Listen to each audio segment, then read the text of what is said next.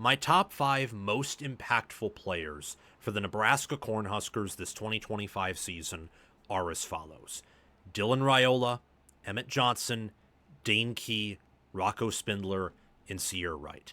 And I'm going to explain to you why that is. Let's start off with number 1, Dylan Raiola. Pretty obvious why he is the most impactful Cornhusker for 2025. He's the starting quarterback. He was a 5-star out of high school, true sophomore, 7-6 as a starter with the Cornhuskers, and brought them to their first bowl game since 2016. He completed 2/3 of his pass attempts, which for a true freshman with that offense was pretty impressive. A 129.9 passer rating and a 63.8 QBR. 13 touchdowns, 11 interceptions, averaging 6.9 yards per attempt with 2,819 passing yards. Dylan Raiola has epic arm strength. He showcased wonderful touch. Accuracy, I think, is something that will improve over time. Same with pocket awareness, which is something that he has struggled with before. Last year, for example, several plays. I can count a few of the sacks he took against Illinois in that overtime, a few plays that he had against Iowa, where you just have to throw the ball away. You have to protect the football. You have to be aware of where the defender is in proximity to you and how long your offensive line can hold up. Before we resume this segment, please take a few seconds of your time to make sure you have liked the video, subscribe to the channel, hit the notification bell for the channel and for any team podcasts and playlists linked in the description, and also comment your thoughts down below in the comment section and join my Discord server via the description. All of those things I just asked you to do are completely free, and they sign you up for things related to my channel, or they don't sign you up for anything. No cost to you, and all the benefit to you because we release daily college football content here on College Football with Sam. If you want to support the channel monetarily, sign up for a YouTube membership, or check any other links in the description for my merchandise store and Patreon page. Thank you very much, and let's get back to the segment. Also, how long can you hold up? How long can you extend a play before they finally catch up to you and sack you? And that's, of course, adjusting to the speed of the game. I imagine with Dana Holgorsen as his offensive coordinator, worked with him for a few months last year, now he gets to work with him for a full preseason. I predict that Raiola will have 3,500 or more passing yards this year. He'll probably average around 8 yards per attempt. I think he'll double his passing touchdown total. I expect huge things from Dylan Raiola this fall, and I think he'll take a big step forward. Now it gets a little more complicated because now you can go in multiple different directions. For a lot of teams, quarterback is the most important position. In fact, on a team where you have a great quarterback, it always is the most important position. But most important doesn't always mean most impactful, if that makes any sense, and I think it does. Because impact, I think, implies both positive and negative. Some teams are good enough on their offensive supporting cast where the supporting cast or maybe a player on defense is more important than the quarterback. If they have a deep QB room, or maybe it's a known that the quarterback isn't super talented, for example. With Raiola, though, he's talented enough, has enough potential, and the team overall just isn't elite enough roster-wise. They're getting there. Look at Nebraska's 2027 class, but they're not an elite roster yet, to where Raiola will have to do more things than he would at other schools to succeed. He'll have to carry a harder, heavier workload. But now we can go in different directions. I went with Dane Key at number 2, senior incoming transfer from Kentucky, and I went with him because he had 47 receptions last year with Brock Vandegrift, Cutter Boley, and Gavin Wimsatt as his quarterbacks at Kentucky.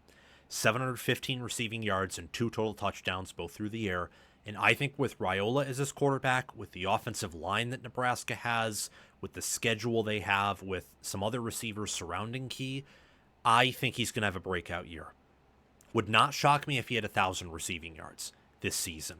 He's impactful because he, at 6'3", 210 pounds, is big, physical. Every single year, his statistics, his numbers have remained pretty steady as his receptions have increased.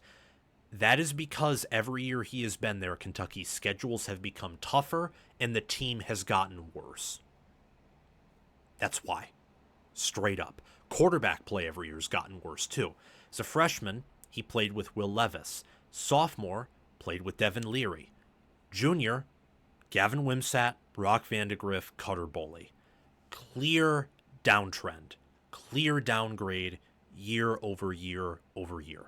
So I think that Dane Key is finally going to have a quarterback upgrade from his previous year to his present year for the first time in his career, and that will pay massive dividends.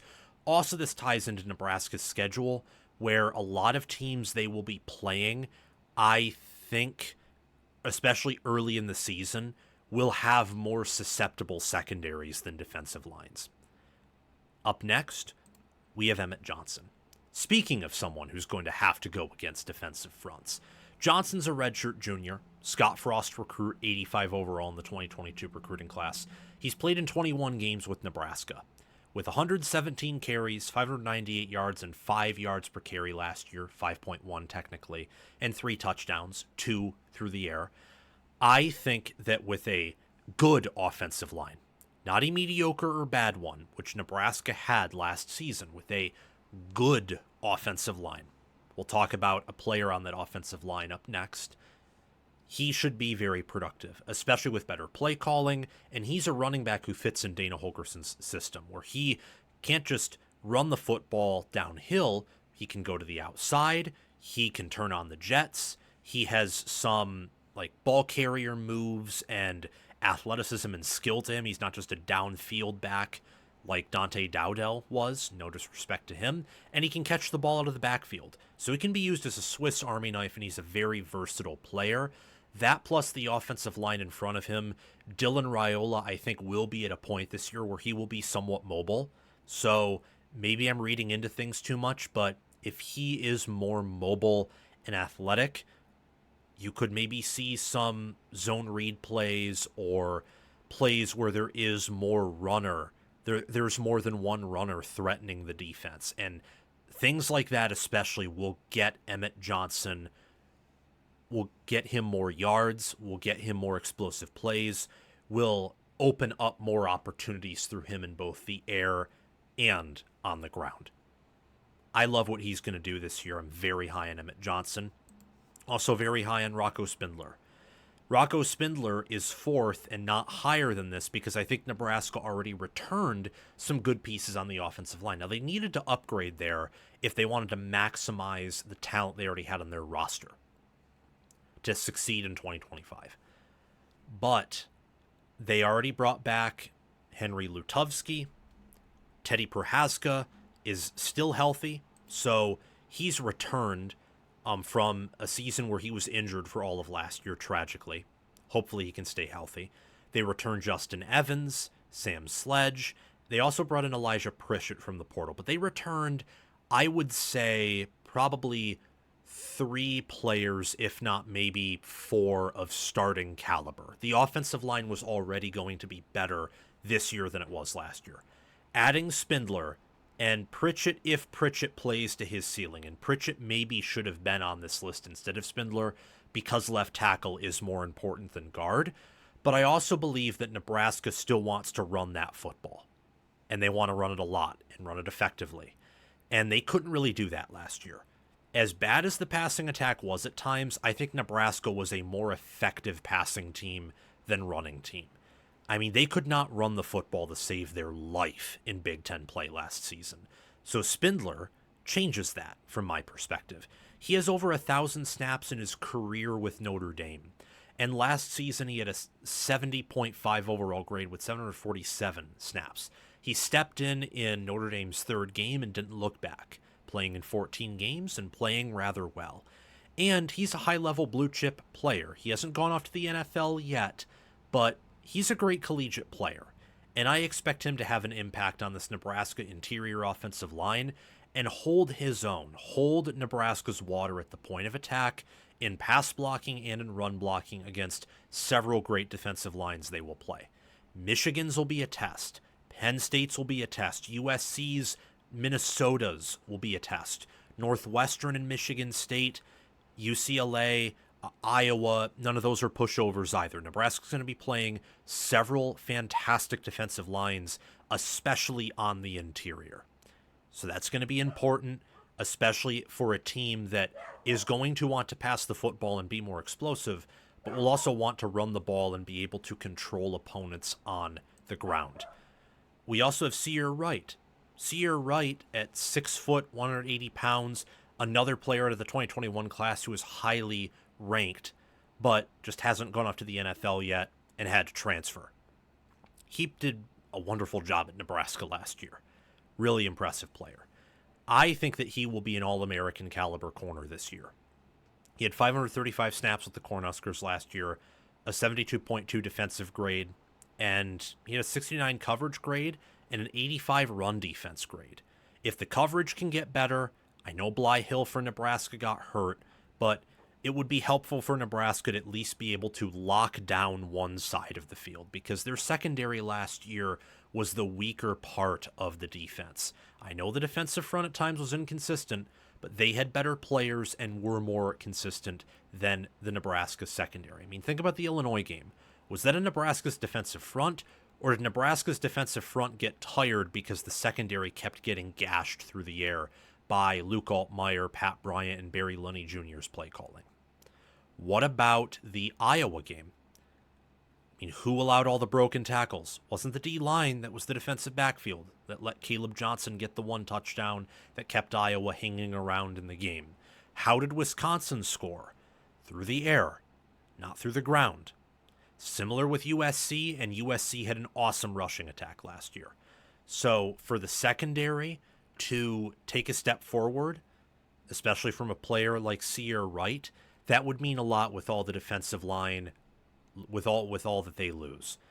Now, finally, when I look at this unit, and we'll get to this a little bit later, but especially talking about this offensive line, Justin Evans, Rocco Spindler, Henry Lutovsky, Elijah Pritchett, Teddy Prohaska. Any and all of these players, any and all of them could be impactful players. I chose to go with Spindler because he's a transfer, because I think he'll be the best offensive lineman on the team. He'll have a higher floor than any of these guys and a ceiling that is probably second, if not first on the team.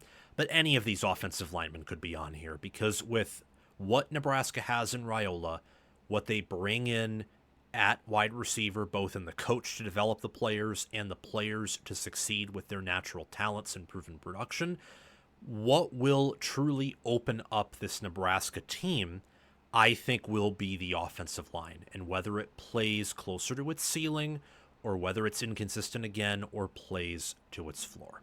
Those are my top 5 most impactful Nebraska players for 2025. Again, Dylan Raiola, Dane Key, Emmett Johnson, Rocco Spindler, Ceyair Wright.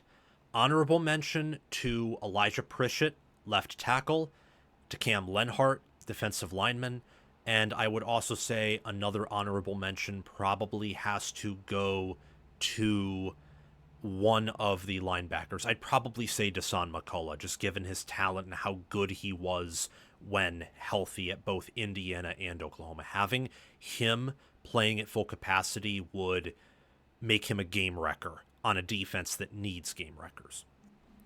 Thank you for watching College Football with Sam. Make sure that you've liked the video, subscribe to the channel, hit the notification bell for the channel and team playlists and podcasts in the description, join the free Discord server where we talk college football 24/7, and have commented your thoughts down below. Check out the description for any ways you can support the channel monetarily.